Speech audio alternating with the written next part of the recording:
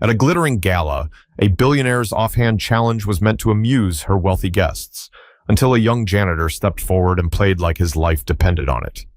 The string lights over the Crystal Bay Hotel ballroom glimmered against polished marble floors, casting a golden reflection that made the evening feel grander than it already was.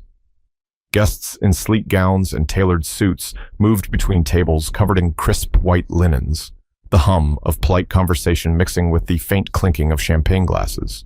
Near the far wall, a slightly scuffed baby grand piano sat quietly, almost out of place among the opulence.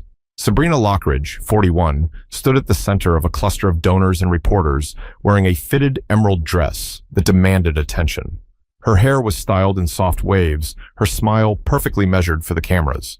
Known for her dramatic flair and habit of turning small moments into headlines, she was in her element. She tapped her manicured fingers on the piano lid as she looked at the crowd around her. "You know," she said, her voice carrying just enough for those nearby to hear, "if anyone here can play this piano flawlessly, I'll marry them tomorrow."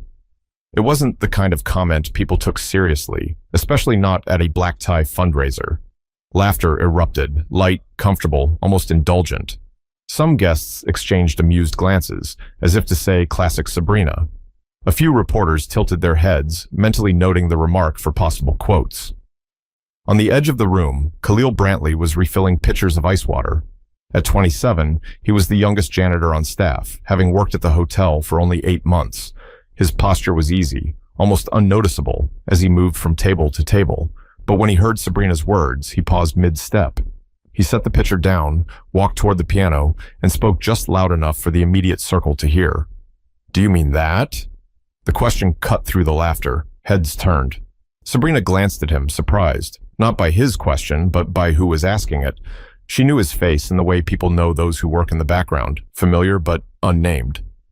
"I suppose I do," she replied, tilting her head with a smirk. "Why, are you planning to audition?" A ripple of amusement passed through the group. Someone whispered, "Oh, this will be interesting." Another donor chuckled under their breath, clearly expecting a short-lived spectacle. Khalil didn't smile back. Instead, he stepped closer, running one hand lightly over the worn edge of the piano.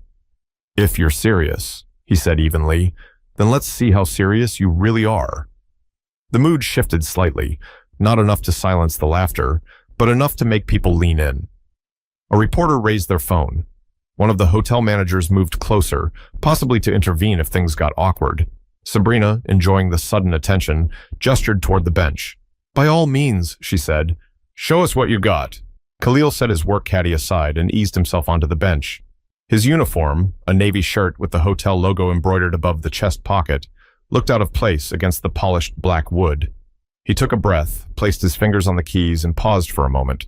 A few people in the crowd exchanged skeptical looks. One man murmured, "This is going to be over quick." Another leaned into his companion and whispered, "I'll give him 30 seconds. But Khalil didn't seem to notice. Or if he did, he didn't care. His eyes stayed on the keys. The first notes he played were slow, deliberate, almost testing the piano's voice. The tone wasn't perfect, but he adjusted instinctively, his touch careful yet assured. Within seconds, the melody began to shift. His fingers moved faster, each note linking to the next, with an ease that didn't match his job title or his work uniform. Conversations stopped mid-sentence. The laughter faded completely. Even those who had been looking at their phones lowered them without realizing it. What had started as a room full of polite amusement was slowly becoming something else entirely, something no one had anticipated when the night began. But the tension didn't truly break until the whispers started, and they weren't the kind that came with laughter anymore. It started quietly, just a few murmurs at the back of the semicircle surrounding the piano. A woman in a pearl necklace leaned toward her husband and whispered, "He probably only knows one song." Her husband grinned faintly, his eyes never leaving Khalil's hands, as if waiting for him to hit a wrong note. Near the buffet table, two young men in tailored suits exchanged smirks. One of them, holding a half-empty glass of champagne, muttered, "What's the bet he plays something like Chopsticks and calls it a day?" They both chuckled, not bothering to hide it. Khalil's expression didn't change. He kept his gaze on the keys, shoulders relaxed, the slight sway of his upper body following the rhythm as if he were in his own world. The sound was rich, warm, and far more complex than anyone expected. Yet, the comments continued, though they grew less certain. Where did he learn that? A middle-aged man asked, frowning slightly. Probably YouTube, someone answered with a light laugh, but it lacked conviction. Sabrina, leaning against the piano, tried to maintain her smirk.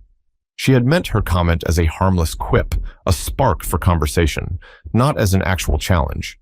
But now, with every passing measure, she found herself studying Khalil more closely.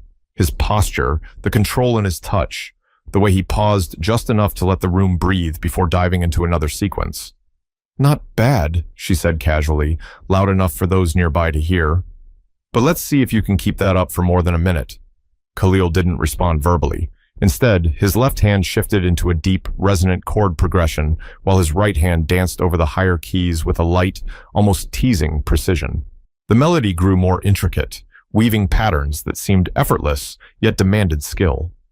The young man with the champagne raised his eyebrows. Okay, maybe not chopsticks. From the far side of the room, a hotel chef in a white jacket stepped out from behind the service door. He leaned against the frame, arms crossed, eyes fixed on Khalil. A couple of waiters, still holding trays, slowed their steps to watch. It wasn't just the wealthy guests who were drawn in now. The staff had noticed, too. One woman, in a sequined navy dress, turned to Sabrina. He's actually good. Really good. Sabrina waved her hand lightly, still trying to appear unbothered. Talent can come from anywhere, she said, but the edge in her voice betrayed that she hadn't expected this. Khalil, meanwhile, shifted into a section that blended a soft, aching melody with sudden surges of intensity. It was the kind of playing that made you feel something even if you didn't know the song. The notes didn't just fill the room. They seemed to press into it, bending the atmosphere until it was impossible to ignore. And yet, from the edge of the crowd, a man in a dark gray suit muttered, "Bet he still can't read sheet music." The remark was low, but Khalil heard it. He didn't look up, didn't break tempo, but his right hand climbed higher into the keys, striking a clear, ringing note before spiraling back into the melody. A woman in the front row, arms folded, tilted her head. "Where did you learn to play like that?" she asked. Khalil finally spoke, his voice even. "Not here." The answer drew a few chuckles, but not mocking ones this time. It was the kind of reaction people give when they sense a story they don't know yet, a story they suddenly want to hear. Sabrina tapped the lid again, this time without the earlier smugness. "All right, surprise us," she said, as if trying to reassert control over a situation she had started but no longer directed. Khalil's hands moved faster now, cascading through runs that seemed to challenge the piano itself. His foot pressed the sustain pedal at just the right moments, letting the harmonies hang in the air before shifting them into something new. The murmurs faded. The smirks were gone. Even the man in the dark gray suit had straightened his posture, no longer speaking. Sabrina crossed her arms, watching him as if measuring him against something invisible. But the real shift came when the first person in the crowd stopped looking at him like a novelty and started looking at him like an artist. Khalil's fingers glided over the keys as though they had been born there, each movement deliberate yet fluid, like water finding its way downstream. He no longer played for the people in the room. His gaze was fixed on the piano, but his mind seemed somewhere far away, some place only he could see. The piece shifted into a slow, minor key passage that drew the air tight. The lower registers rumbled with depth, while the upper notes floated above like fragments of a forgotten memory. It wasn't just skill, it was storytelling. Every chord felt like a sentence, every run like a paragraph building towards something neither he nor the audience fully understood until it arrived. Guests who had been standing casually now leaned forward slightly. A woman in a crimson dress clasped her hands in front of her, her diamond bracelet catching the light as she listened. Even the waitstaff in the back of the room had stopped moving trays and stood still, eyes fixed on the piano. Then, without warning, Khalil pivoted. His right hand sprang into a rapid flurry of notes, each one sharp and clean, while his left hand countered with deep, rolling bass lines that felt almost like thunder. The contrast was electric, light against dark, soft against strong. Sabrina felt her breath catch, though she wouldn't admit it. She had been around money, power, and influence all her life, but moments that felt this raw, this unfiltered, were rare. She could feel the shift in the room, and it made her pulse quicken. From behind the crowd, someone whispered, That's Rachmaninoff. Another replied, no, listen closely. He's mixing it with something else. That's his own. Khalil's eyes closed for just a second as his fingers moved faster, the melody bending and twisting as if testing its own limits. The audience couldn't tell if they were listening to a classical piece they should recognize or something entirely new. All they knew was that it was pulling them in. Midway through, his left hand hit a series of chords that rang so powerfully the room seemed to vibrate. The sustain pedal caught the resonance, and for a moment, it felt like the music wasn't just in the air. It was in the floor beneath their feet. Sabrina shifted her stance, crossing one ankle over the other, and whispered to the woman beside her, I didn't think he'd be this good. The woman only nodded, her eyes still locked on Khalil. He transitioned again, softening into a gentle, almost lullaby-like tune. It was intimate, fragile even, like something you might hear through a door late at night. It made the space between notes feel as important as the notes themselves. People held their breath without realizing it, afraid that even the smallest sound might break whatever was happening. Then, with a subtle lift of his hands, Khalil brought the piece back to life. The melody climbed higher and higher, the chords underneath growing more insistent, more urgent. It was as if he were racing towards something only he could see. In the front row, a man in his 60s lowered his phone. He had been recording since Khalil began, but now, for the first time, he just wanted to listen without a screen between them. Khalil's final sequence was nothing short of staggering, right hand spinning out rapid arpeggios, left hand hammering a counter rhythm that felt like the heartbeat of the piece itself. His shoulders moved with the motion, but never sloppily. Every ounce of him was in control. When the last note came, it didn't just stop. It lingered in the air for a moment, the piano's natural resonance holding on before finally releasing. Khalil's hands rested on the keys, his head slightly bowed, as if giving the moment a chance to breathe before anyone dared to speak. There was no polite applause this time. The room erupted, cheers, whistles, clapping that went on longer than any toast of the night.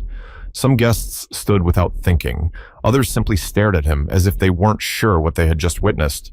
Sabrina clapped along, but her mind was already spinning. She had issued a challenge, expecting a laugh and a quick end. Instead, she had just watched a janitor command a room full of millionaires and leave them stunned. She stepped forward, her voice softer now. That wasn't what I expected, she said, her eyes scanning his face for something she couldn't name. Khalil finally looked at her, his expression calm. Most things worth remembering aren't, he replied. A murmur of approval passed through the crowd, not loud, but genuine. But the real conversation was only just beginning, and it wasn't going to stay inside this ballroom for long. The applause didn't fade so much as it was interrupted by conversations breaking out in every corner of the room.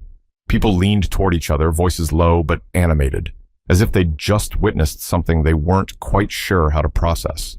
Sabrina stayed near the piano, still trying to read Khalil. She had built a career and a public persona around controlling the narrative. Yet now, she could feel the story slipping out of her hands and into his. A woman in her 50s, wearing a silver wrap over her gown, approached the piano. "Young man," she said, smiling warmly, "where did you learn to play like that?" Khalil rested his hands in his lap. "At home," he said simply. "Old upright my mom bought for $50 from a church down the street. Keys were chipped. A couple didn't work, but it was enough to teach myself." The woman's smile softened. "Well, it worked." From the side, a man in a tuxedo interjected with a tone that was half curious, half dismissive.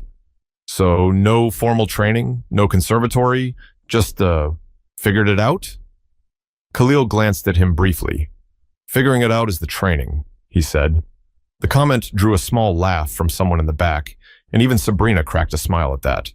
Then came the hotel's general manager, an older man with salt and pepper hair, who placed a hand on Khalil's shoulder. "You've been working here how long?" 8 months, Khalil replied. "And you've been hiding this the whole time?" "I wasn't hiding anything," Khalil said, his voice steady. "No one ever asked." That answer landed heavier than expected. Several people shifted uncomfortably, as if they'd just been reminded of something they didn't want to acknowledge. Sabrina tilted her head. "You know, I think you've just made me break my own rule." "What rule?" Khalil asked. "Never be upstaged at my own event."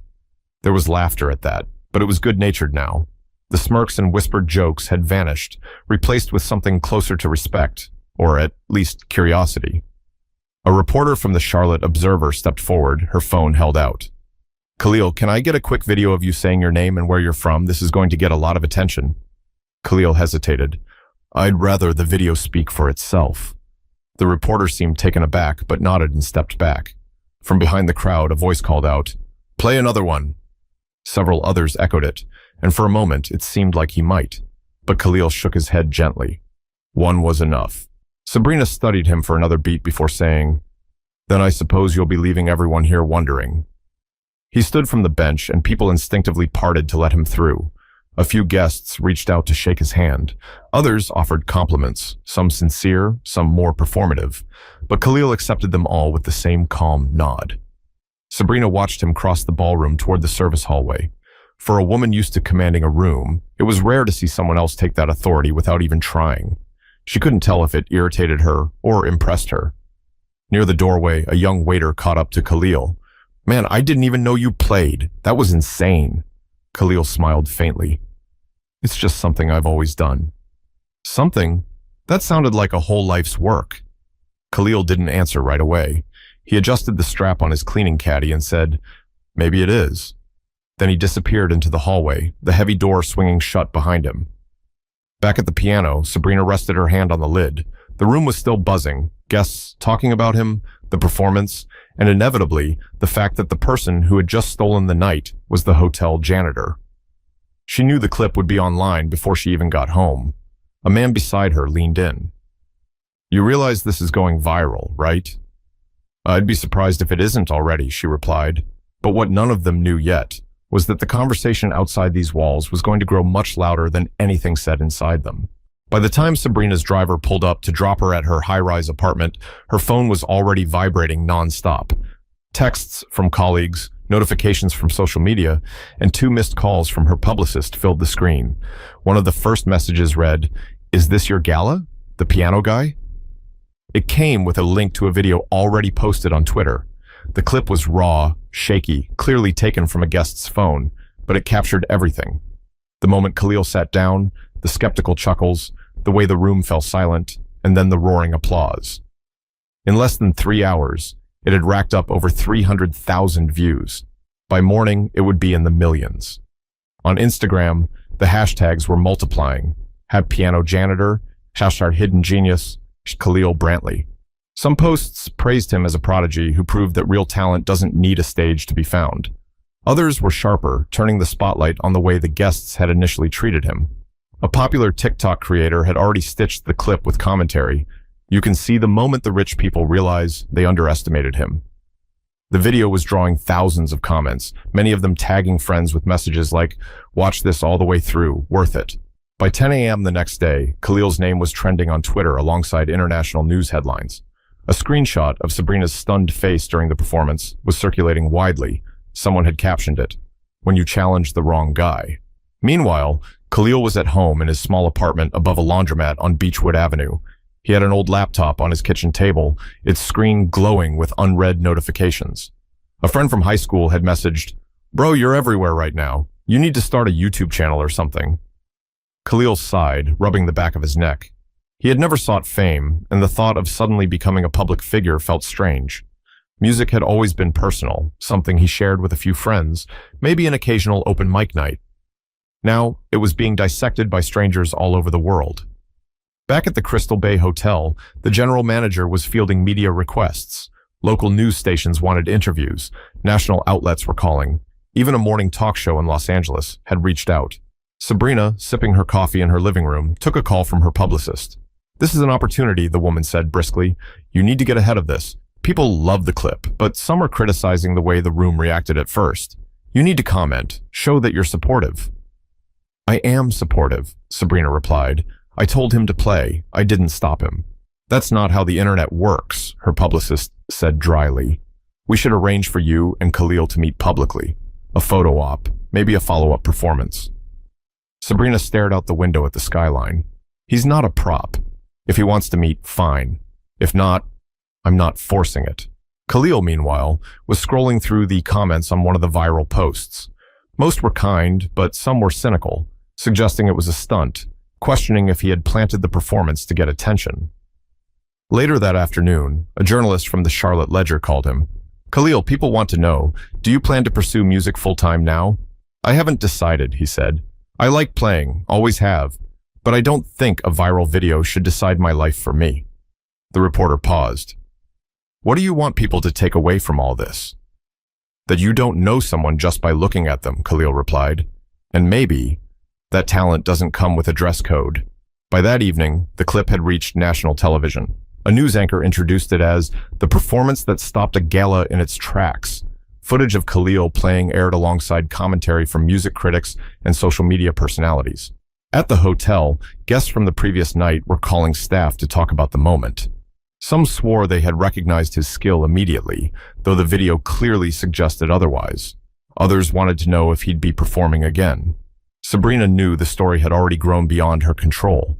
Her own inbox was full of invitations to appear on panels about hidden talent and class perception. But she also knew the only person who could decide what happened next was Khalil himself.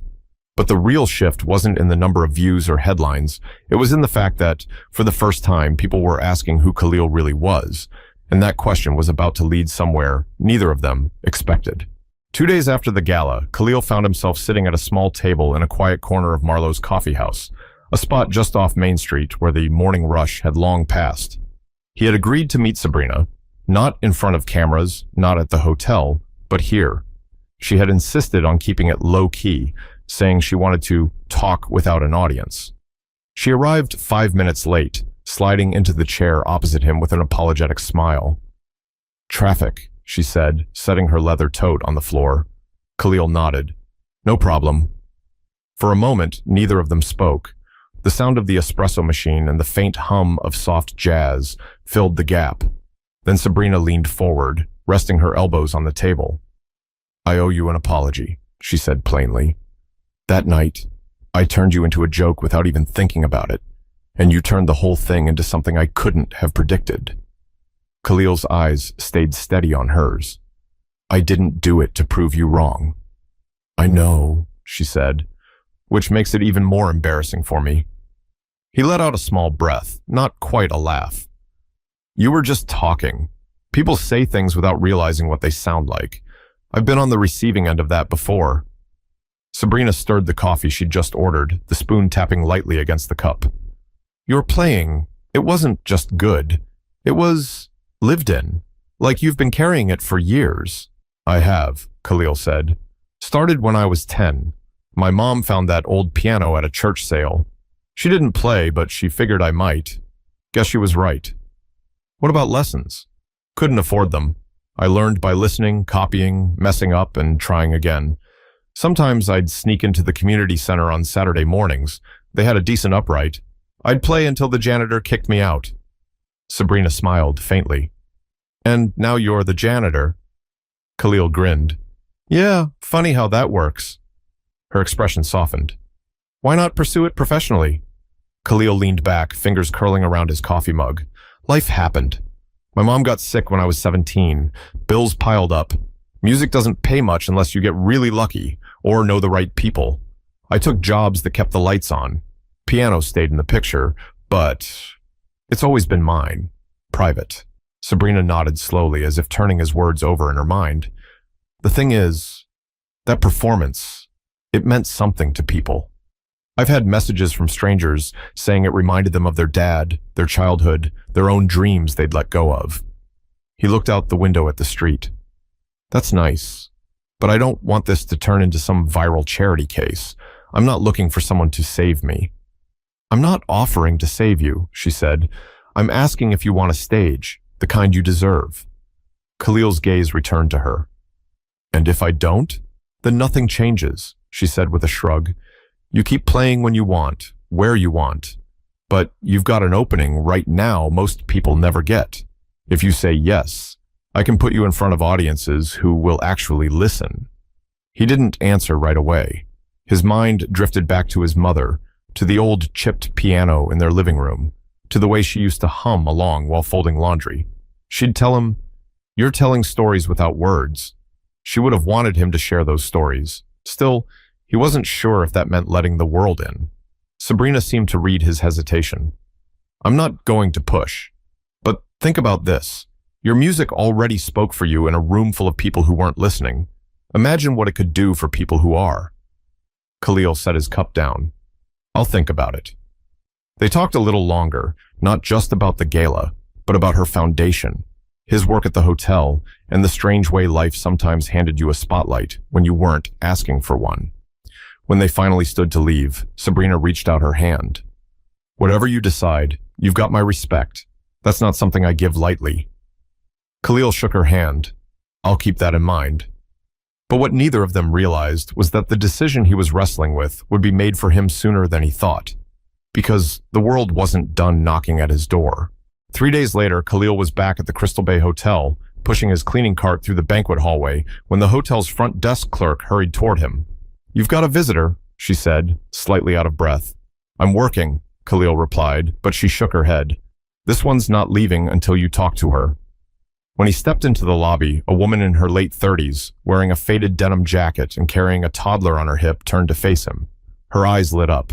You don't know me, she began, but I saw your video. Twice, actually. My son here, he doesn't speak much yet, but when I played your piano clip, he sat still and listened the whole way through. That never happens. Khalil glanced at the boy, who was now watching him with wide eyes. That's nice to hear. The woman's voice trembled. It's more than nice. My husband passed last year and we've been adjusting. That music, it was the first time in months my home felt peaceful. I just wanted to say thank you. I know you didn't do it for us, but it mattered. He stood there for a moment, not sure what to say. Finally, he offered a quiet, I'm glad it found you when you needed it. After she left, Khalil wheeled his cart back toward the service hallway, but something had shifted. Until then, the viral video had felt like something happening to him. Now it felt like something he might actually have a say in. That evening, he called Sabrina. If the offer's still on the table, he said, I'll take the stage. 2 weeks later, they stood together backstage at the Uptown Theater in Dallas. Sabrina had arranged for him to perform as the featured act at her foundation's national benefit concert. The audience was a mix of donors, local families, and a few reporters eager to see if the piano janitor could live up to the hype. Khalil paced lightly, his palms warm. Feels different than the gala, he said. Because this time, they came for you, Sabrina replied. When his name was announced, he stepped into the spotlight, greeted by applause that was already warmer than the polite clapping he'd faced at the hotel. He sat at the gleaming Steinway on stage, took a breath, and began to play. The first piece was his own composition, a blend of gospel warmth and classical precision, with melodies that swelled like ocean tides. The theater grew silent, the kind of silence that's heavy with attention. When the final note faded, the applause was immediate and full. Between pieces, he spoke briefly to the audience. Most people will only ever know you from what they can see in a few seconds. That's not the whole story. It never is. We all carry something bigger inside us. Sometimes you just need the right moment to let it out. He played for nearly 40 minutes, ending with the same piece from the gala. This time, the reaction was even louder, standing ovation and all. In the wings, Sabrina was clapping, a genuine smile on her face. Afterward, as guests mingled in the lobby, people approached him not just to compliment the music, but to share their own stories, of instruments left in attics, of dreams set aside for practical reasons, of talents they'd stopped believing were worth anything. By the end of the night, Khalil realized the music had become more than his private refuge. It was now a bridge between himself and people he'd never met. Outside the theater, Sabrina caught up to him. You know, you could make this a career if you wanted. Maybe, Khalil said, but even if I don't, I've learned something. What's that? That what you carry matters, even if no one sees it right away, even if they laugh first. He paused, looking back at the theater doors where the last few guests were leaving. Sometimes the right moment comes when you're not asking for it, but you'd better be ready when it does. Sabrina nodded. Then I guess the rest is up to you. Khalil smiled. Always has been. The night air was cool as he walked toward the car, waiting to take him back to his hotel. He didn't know if this was the start of something big or just a story he'd tell years from now. But he knew one thing for certain. His music wasn't staying hidden anymore. If you've been holding on to something you love, whether it's music, writing, painting, or anything else, don't wait for the perfect stage. Share it. Let it be seen. You never know whose life it might change, including your own.